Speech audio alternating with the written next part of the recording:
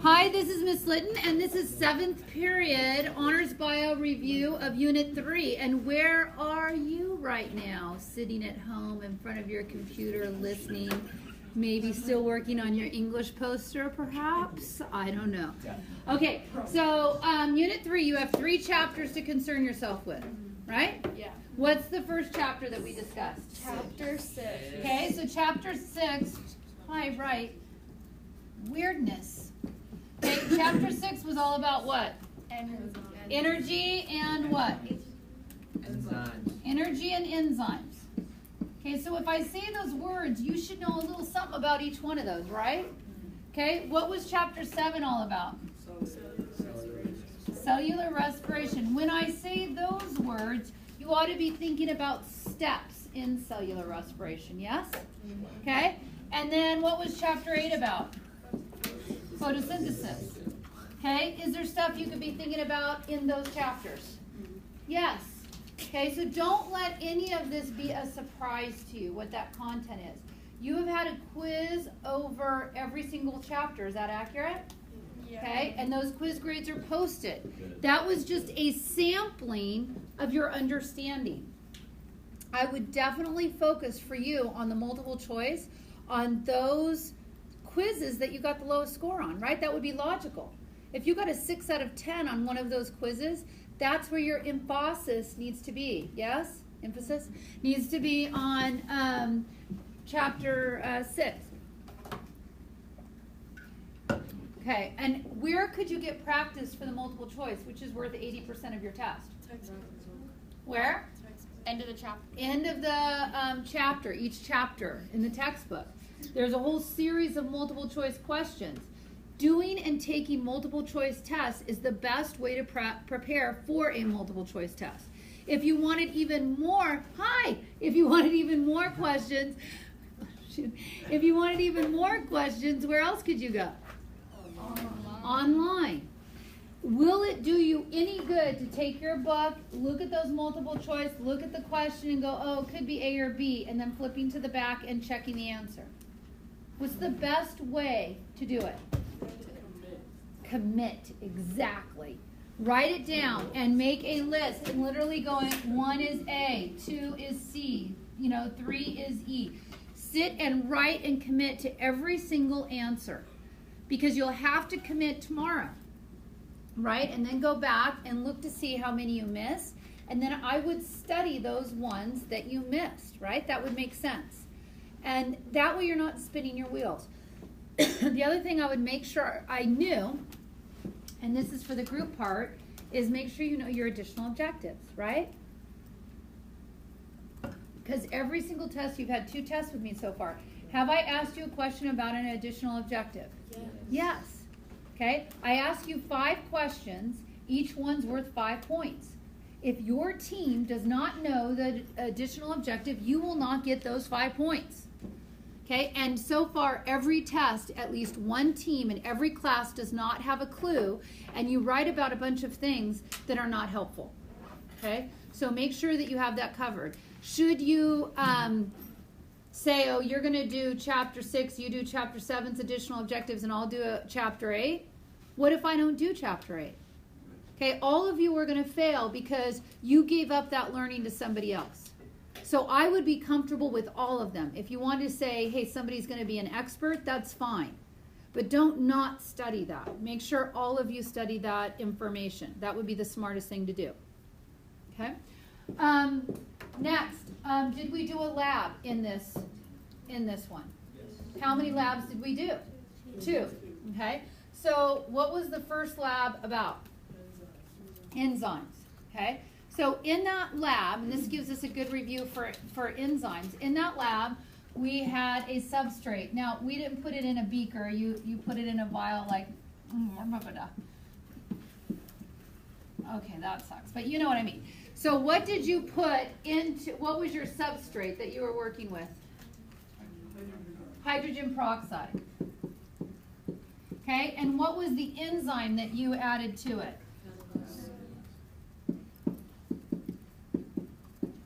Okay, and what was the product that you got? Oxygen And oxygen would be like what? Little bubbles, right? And what was another product that you got? No. Water. Water. Good job. Water. Okay? Now, in your experiment, you put on a sensor, right? And then that Bluetooth to an iPad where you recorded what? Parts per million of what? Oxygen, which was the rate of the reaction, right? So you measured how much the O2 increased over time, right? And you created different scenarios. Some of you used less catalase. You diluted the catalase. Some of you diluted the hydrogen peroxide. Some of you changed the temperature of the catalase or changed the temperature of the hydrogen peroxide. Was there something else there that I missed that some of you did? I can't remember. And then you were able to measure those results based on the amount of oxygen generated. Your premise on that lab was that the more oxygen generated, the more effective this enzyme was on this substrate. Would that be accurate? Yeah. Okay. Then you did another experiment. What was your second experiment that you did? Photosynthesis and what? Cellular respiration. So you had a couple of different scenarios. Again, 2 test tubes. Okay, and what did you put in those test tubes? You did put a plant in there. What else did you put in those test tubes? Bromothymol what? Bromothymol blue. Okay, and when you put bromothymol blue in there, it would be blue. Okay, but then what did you add to that? You added CO2. Where'd you get the CO2 from? Blowing on it. So when you blew in that CO2, the bromothymol blue turned what color? Yellow. Oh, that's super awesome. The bromothymol blue turned yellow. Okay? And why did it turn yellow? There was no carbon dioxide. Yeah, the CO2 made the bromothymol blue acidic, and so it turned into that yellow, right? Then you took this situation, and you put it in two scenarios. What were the 2 scenarios that you put it in? Dark and light. So if you put it in the dark, okay, you would assume what would happen? Nothing? What would happen? Cellular respiration would happen, yes? What about in the light? Is that it? And cellular respiration. Okay? So photosynthesis and cellular respiration would happen there. Now, if it does more photosynthesis than cellular respiration, what would you predict would happen? It would turn back to what? Blue. And the reason why it would turn back to blue is photosynthesis would use up the what? CO2. So that would turn it back to blue. But if it's doing cellular respiration, it's still adding CO2 in. So why would it turn back to blue when you're also doing cellular respiration as a plant? It's doing more. More, good. It's doing more photosynthesis than cellular respiration, hence it goes back to blue. The hiccup in that is if you're in the dark, you don't have any what? You don't have any sunlight, so you can't do what? Photosynthesis. So you would predict this yellow tube would become even more what? Even more yellow. Because you're generating even more what? CO2. Okay, and then you need to understand the baseline of that because each of you is going to get a different scenario where I'll modify the experiment in some way. And I'm going to ask you predict the results from that. So you have to understand the first experiment so you can tell me why you would expect different results. Okay? Questions or concerns on those 2 experiments? Okay. Then the next thing I would ask you is make sure you know this. The first law and the second law of thermodynamics. What does the first law say? Energy can't be Created or destroyed, it can only change or transform. Okay? And every time it changes form, it loses some as heat. So you don't get 100% of the energy transformed. Okay, the next thing I would really understand is the concept of entropy. Entropy is what kind of organization? It is what? Disorganization, but it's stable, right? So you are constantly working to fight entropy, to keep your body organized and keep it in what? Homeostasis. So that's why you eat, and that's why you eat your food, and that's why you breathe, is so you can fight entropy, to make entropy be less. Right? Okay, questions on entropy? Okay. Do you know the answer to this question? The fact that energy, and can I just go through them fast instead of clickers so we can get through them? Yes. Okay. The fact that energy transformation is never 100% efficient is stated in what? The second law. And why would you say the second law? It loses some as Yeah, it loses some as heat. Okay? And then entropy is a term used to indicate the level of what? Disorganization. Okay, disorganization. Good. Okay, and then when I look here, this diagram shows a situation where there would be low entropy and high potential energy. Is that true or false? Is this organized? Yes. All the hydrogen ions are on one side of a membrane.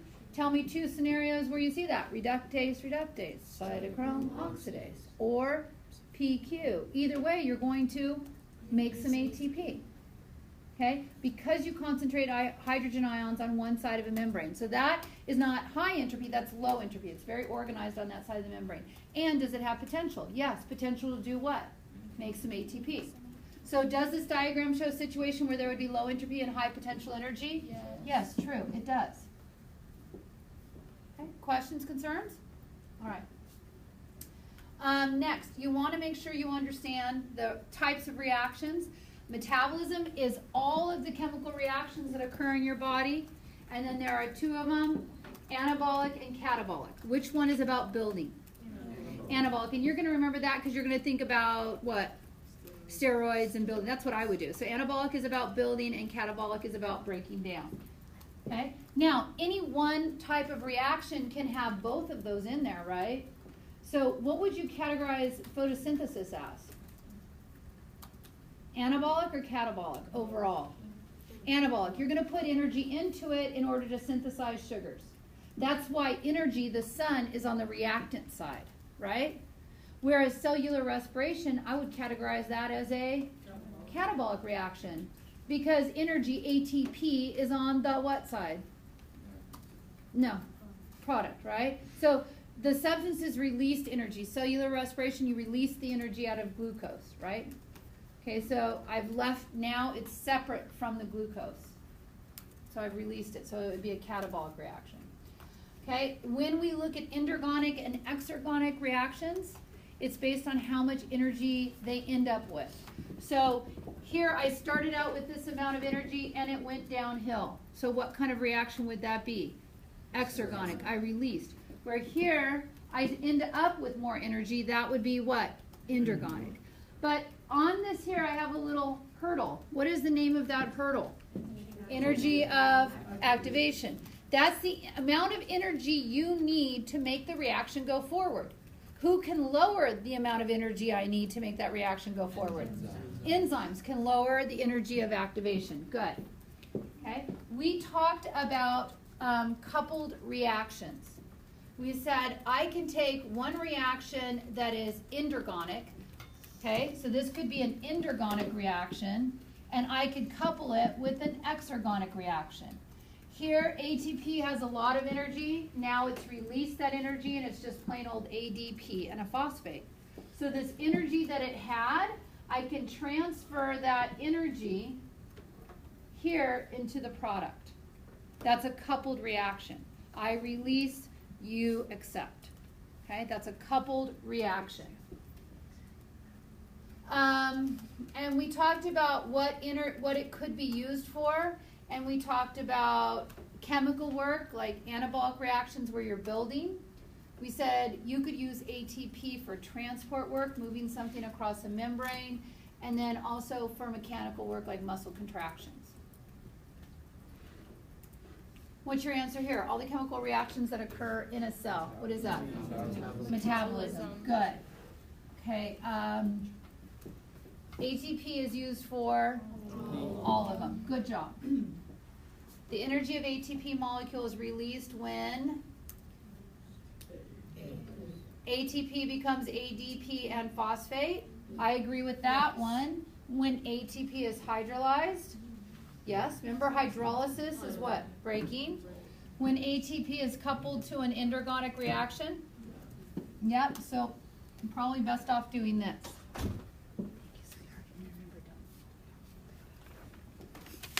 Am I going to see you anymore? Are you off? I'm not going to see you tomorrow morning? No. Okay, have a great Thanksgiving, sweetheart. Thank you, you too. All right.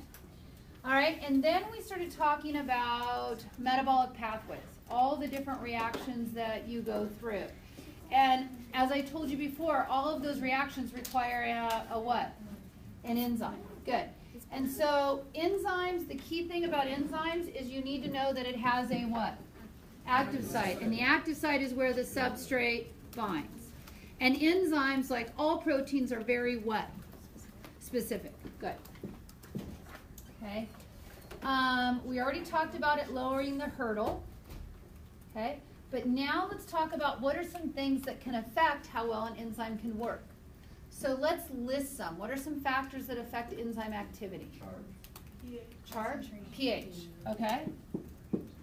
Why do you say pH? I agree with you. But why? Can denature change its shape based on the amount of hydrogen ions? What else can change it? You did it in your experiment. Yeah. Temperature. Yeah, it has an optimal temperature that it works at. What else can affect enzyme activity? Concentration of what? Hydrogen. Concentration of hydrogen would be relating to pH. Concentration of the substrate? Yeah.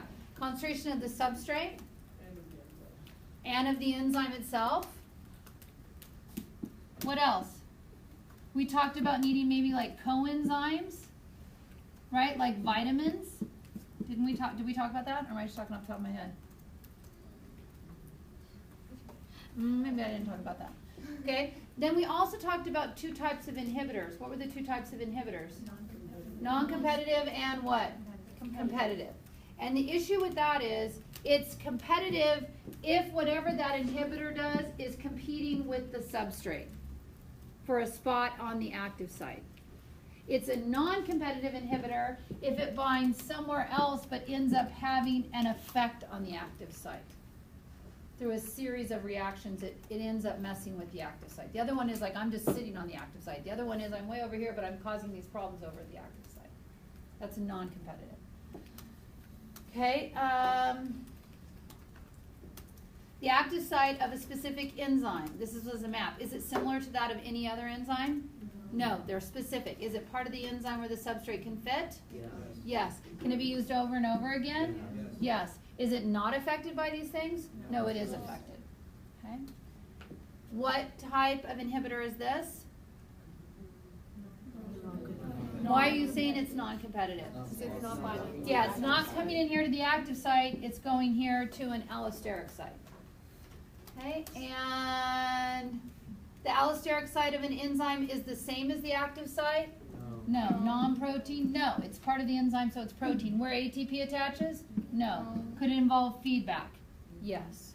What the inhibitor is could be the product of your reaction, so you're good with it inhibiting it. Okay, then we talked about oxidation and reduction. Yes? What's feedback? Feedback is when you're going to make cookies and you set the oven to 375. Your temperature starts to, in your oven starts to heat up, right? The temperature coils will be on until you reach what temperature? That's feedback. And then it stops. So that enzyme is functioning till I have enough whatever product it's trying to make, and then it stops. That's feedback. All right, now oxidation and reduction. This is how energy can move through molecules. We saw examples of oxidation and reduction in both cellular respiration and photosynthesis. We were just moving electrons around, weren't we? When we did cellular respiration, We were taking the electrons in glucose and ultimately using those to make NAD, reduced NAD, who then passed those through an electron transport chain so we could make some ATP, and they ended up with water. When you do photosynthesis, the electrons started in water. They got excited a couple of times so we could make some ATP and some reduced NADP. Those electrons in the reduced NADP ultimately got given to CO2 in order to reduce it and build what? Sugars. It's all about passing electrons along. When electrons are given to you, you have more energy. You are referred to as being reduced because you are reduced in what? Charge. That's the reduced from. You have more energy, but you're reduced because electrons are what charge? Negative. Okay? What molecule is likely to give you their electrons? Hydrogen. So if you hook up with hydrogen, you're reduced. If you break up with him, you are oxidized. If you hook up with oxygen, you are oxidized because he takes your electrons, but if you break up with him, you are reduced. Okay, they work in opposition to each other.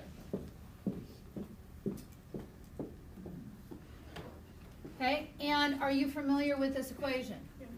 Yes. Okay, so if I'm going this way in photosynthesis, what are the two parts of photosynthesis? Light what? Dependent, right? And the light what? Light independent. Okay? For the light dependent, what comes into this reaction? Sunlight. Good. Who captures that sunlight energy? Starts with a P. Pigments. Yes. Pigments capture that light energy. Okay? What else goes into the light dependent reaction? Not carbon dioxide. Water. Okay? And you take that water and you break it in half. What do you break it in half into? Oxygen and what? Hydrogen. And hydrogen. Hydrogen gives up his electrons, right? Hydrogen gives up his electrons because they get excited once and twice. Yes? Photosystem what? 1 and photosystem 2. What's the point of photosystem 1? It's to make some ATP. What's the point of photosystem 2? Reduce NADP. Yes? Oh, I'm so sorry. Thank you. Thank you. Miss Litton not paying attention. Thank you. Thank you. Oh, if I saw that later, I'd have been devastated. Okay. Now, of those things, ATP and reduced NADP are going to go to the light, what? Independent reaction. What else has to come in? Carbon dioxide. And we're going to do a reaction. What's the name of that reaction? Calvin cycle. How many times are we going to do it? Twice. And each time it'll spit out a half of a glucose, who you can call G3P, or another name for it is PgAl. Okay, so when I look over here and I see the reactants of photosynthesis, there's energy. Here's that energy, light, right? There's CO2, well that's right here. I use it here in my dark reaction, right? And there's water. Here's the water right here in the light reaction. Okay, if I look at the products of this, what are the products? Sugar, well that's right here. And what's another product? Oxygen, and that's right here. We all right? Okay, and then we have a song to remember that those steps, yes? Mm-hmm. So it's just like the electrons going down the ETC that makes the ATP? The electrons going down the ETC at PQ, remember PQ, and he takes the hydrogen ions from the stroma and puts them inside the green pancakes, the thylakoid membranes. Oh, okay. Right? And then when they go back out, they make ATP. Okay. Right? Because this reaction right here, the light dependent reaction, if I were going to draw a chloroplast, okay, the light dependent reaction is occurring right here on those thylakoid membranes, yes? And the dark reaction, or Calvin cycle, or light independent reaction, that's occurring somewhere here in the stroma. Yes? In the photosynthesis equation, what is getting reduced and what's getting oxidized? Okay, let's look at it. Okay, so we've got CO2 and we've got water. One of them's going to get reduced, one of them's going to get oxidized, right? The CO2 is becoming what? C6H12O6, right? And you know the water is becoming what? Oxygen, right? So think about it. Here it was CO2, now it's C, H, and O. So what happened to it? The CO2 got what? Reduced. And the water got what? Oxidized. You okay with that? Yeah. All right, can we go the other way now? Okay, in cellular respiration, your reactions, what do you start out with? Sugar. Okay, good. But what's the first step? Break it in half. Break it in half. Right? And what's that step called? Glycolysis. Glycolysis. Okay, what do I get out of glycolysis? To reduce any. Yeah, I get, oh yeah, yes, I agree. 2 ATP, and you also get 2 NAD reduced. Yes? So that is step 1. What is step 2? Transition prep. And in step 2, you're going to take these 2 C3s and turn them into what? 2 acetyl-CoAs, put what? 1 away. And what do we get from that? 2 more NAD reduced. Do you agree? And you also generate 2 CO2.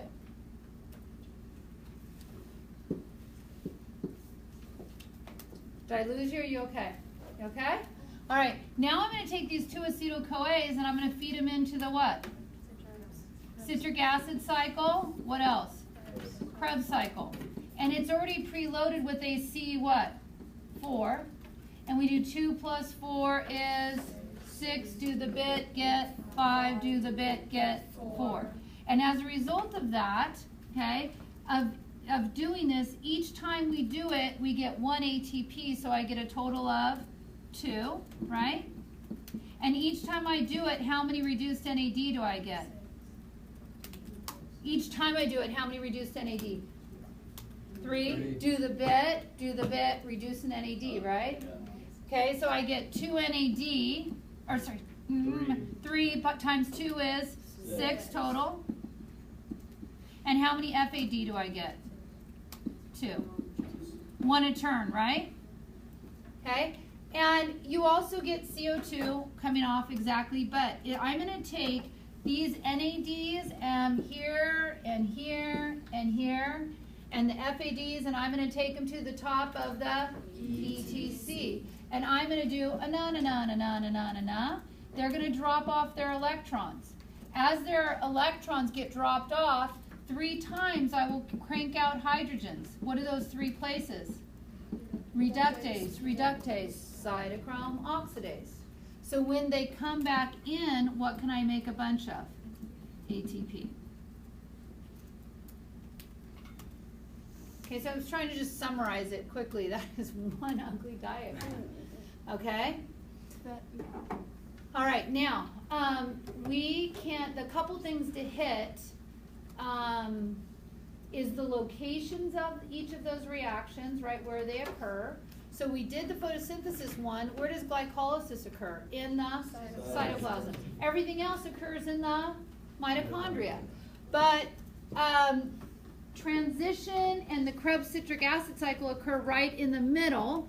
That's in the matrix. The hydrogen ions go in the intermembrane space because the electron transport chain happens on the fold of the inner membrane. What's that fold called? Cristae in the mitochondria. What happens on that cristae? Electron transport chain. All right. Would you like to? Would you want to do the songs one time? Yeah. Okay. Let's do them. No, I don't. Yes. can you go over like C4? Oh, what? Thank you. Okay, now let's go back to this Calvin cycle. When we feed in CO2, who is it supposed to hook up with? The roots. C5. And what's the name of that C5? RUBP. So RUBP is supposed to hook up with CO2. But times when the stomata are closed because it's hot and you're worried about evapotranspiration, then the stomata close. So they're still doing cellular respiration. They're still consuming carbon dioxide, but they're producing a lot of oxygen. And that's when RUBP gets tempted by the fruit of another. And if RUBP hooks up with oxygen, that's called photorespiration. So there's two ways to say no to photorespiration. Okay, one are the C4 plants where they hide their dark reaction in the bundle sheath cells inside the leaf. So it's a partition in space. They hide that dark reaction out. The other one is a partition in time. They fix PEP, same molecule, in CAM plants. CAM, you go camping, it's dark at night, CAM night, camping. CAM plants fix CO2 at night. Look at the stars in the camping sky. And they fix the CO2, who's going to think I'm special? You fix the CO2 at night and then re-release it during the daytime. Okay, now what? What else would you like? The song. Okay, here we go. I said no. Okay, so we're gonna start off by doing cellular respiration. Yeah, I do. Okay, here we go. What's the whole thing called? Cellular. And I'm gonna go fast. We're speed playing it, so keep up. Okay. What's the whole thing called? Cellular respiration. What's the first step? Glycolysis. Who does it? All cells. cells. Where? In the cytoplasm. You got to keep with my rhythm. Where? In the cytoplasm. What do you start out with? Glucose. How many carbons? 6. What are you going to do? Break it in half. Steps? 10. Enzymes? 10. What are these called? 2 pyruvic acids. And you reduce some NAD and make some ATP. 2. Oh, we have plenty of oxygen. What should we do? Aerobic respiration. What's the next step called? Transition. Crowd. Here we go. And you reduce some NAD and 2 acetyl-CoA, put 1 away. And 2 plus 4 is 6. Do the bit, get 5. Do the bit, get 4. Make an ATP, reduce NAD, reduce NAD, and 2 plus 4 is 6. Do the bit, get 5. Do the bit, get 4. Make an ATP, reduce NAD, reduce NAD, and stop. Gather all your reduced NADs and FAGs and take them to the top of the ETC. Reductase, cytochrome oxidase, and you make some ATP. A lot of it, a lot of it, a lot of it, or a lot of it, a lot of it. Who catches electrons at the bottom? Oxygen forming water. Water. What are we going to do? Break it in half. What do we get? Oxygen and electrons. Sweet. Here comes the sun traveling in waves, particles of light called photons. And it gets the electrons excited. No coughing. PQ. And you make some ATP. Here comes the sun traveling in waves, particles of light are called photons. And it gets the electrons excited. Who catches it? NADP, forming reduced NADP. Then you take some ATP and reduced NADP to the dark reaction, or the Calvin cycle, or the light-independent reaction. 3C5 plus 3C1 makes 3C6. Break down to 6C3.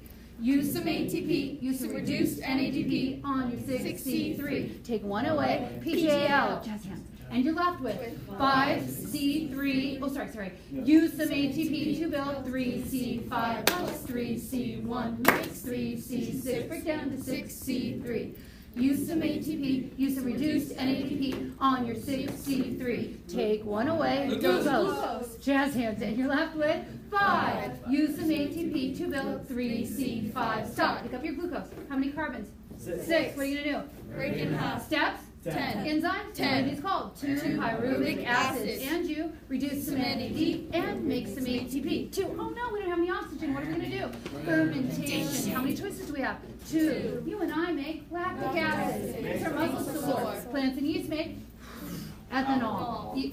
Alcohol. Either way, you oxidize your NAD. Yay! Okay, if it's really late and you're studying late because you just finished your English project, you should have a piece of toast. Make it buttery, maybe a little jam perhaps. You're super smart. Love you. See you tomorrow or today if it's late. Serving cans